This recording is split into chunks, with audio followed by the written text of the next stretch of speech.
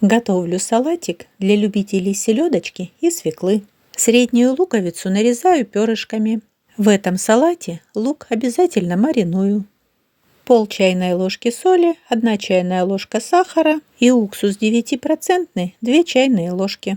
А можно использовать любой 6% уксус, мне нравится винный белый.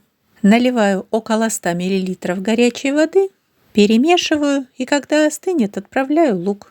А пока нарежу пару отварных яиц. Крупными кусочками вкуснее. Среднюю отварную свеклу нарезаю сначала пластинами, а потом соломкой.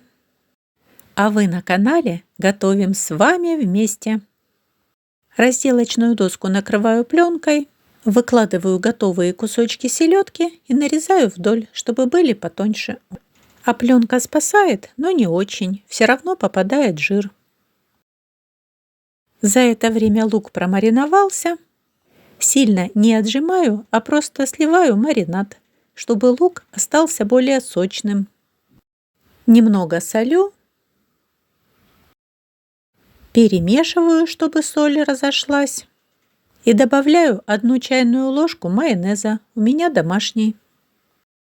Все хорошо перемешиваю.